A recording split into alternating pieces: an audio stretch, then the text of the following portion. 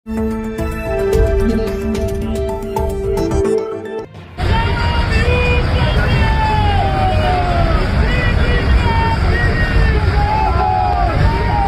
नमस्कार। पूछता है किसान, क्या आपको चुनना हमारी गलती थी श्रीमान? किसानों के जो 3 बिल पास किए गए उसके पीछे की रणनीति है तो आपको यह समझ में आएगी कि जो किसान आज रोड पे लड़ाई लड़ रहे हैं वो किसान सिर्फ अपनी लड़ाई नहीं लड़ रहे हैं, 138 करोड़ भारतीयों की वो लड़ाई लड़ रहे हैं खुद।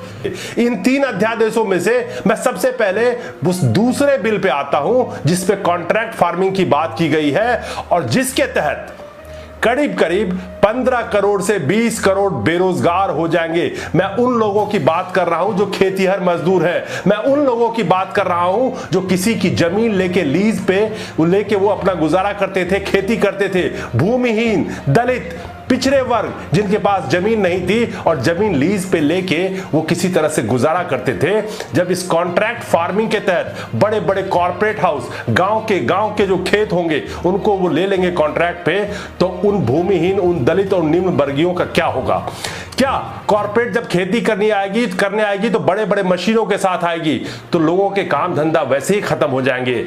टेक्नोलॉजी कोई बुरी बात नहीं है, लेकिन जो हालात है हमारे भारत में बेरोजगारी के, सरकार उन बेरोजगारों को कहां से रोजगार देगी? और इसी के पीछे एक दूसरा चाल चला गया। आपको पता है कि किस तरह से मजदूरों का जो एक बिल पास किया गया है, राज्यसभा में भी अब वो पास हो गया, उसके अंदर में कंपनियों को छूट दी गई, जो जिसको मर्जी आप रखिए, जिसको मर्जी निकालिए, 300 तक अगर आप लेबर रखते हैं तो आप पे बहुत सारे कानून लागू नहीं होंगे। तो अब आप इस खेल को समझिए कि जो 15 से 20 करोड़ वहां पे बेरोजगार होंगे वो सब सप्लाई किए जाएंगे शहर पे, बेरोजगार होंगे वो सब सप्लाई किए जाएंगे शहर में, और क्या करेंगे? मजबूरी में शहर में आएंगे तो ये कंपनियां उनको आधे पौने जो भी मजदूरी उनको देके 50-50 रुपए पे काम कराएगी और कोई पूछने वाला तक नहीं होगा। तो इसके पीछे दूसरा खेल आप समझ लीजिए। वहीं अगर हम पहले बिल की बात करें तो सरकार कहती है कि किसान अपना फसल अब कहीं भी बेच सकता है, हमने उसको आजादी दे दी। तो बहुत सारे आंकड़े इस बात को साबित करते हैं कि किसान पहले भी आजाद थे, जहां मर्जी वहां माल बेच रहे थे।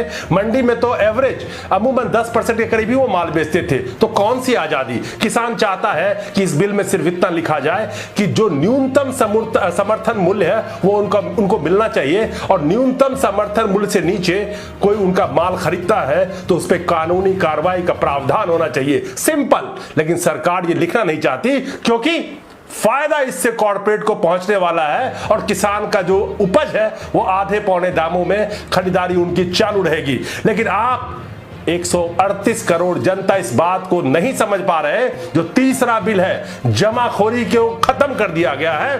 बड़े बड़े कॉर्पोरेट हाउस जब वो जमाखोरी करेंगे और वही प्याज जब 400 रुपए 300 रुपए किलो आपको बेचा जाएगा, वही चावल 50 रुपए वाला आपको 150 रुपए किलो बेचा जाएगा, और वही तेल जब आपको 120 रुपए लीटर वाला अगर 500 रुपए लीटर भी बेचा जाएगा, तो उस वक्त कोई कानून ही नहीं होगा कि आप विरोध कर सके।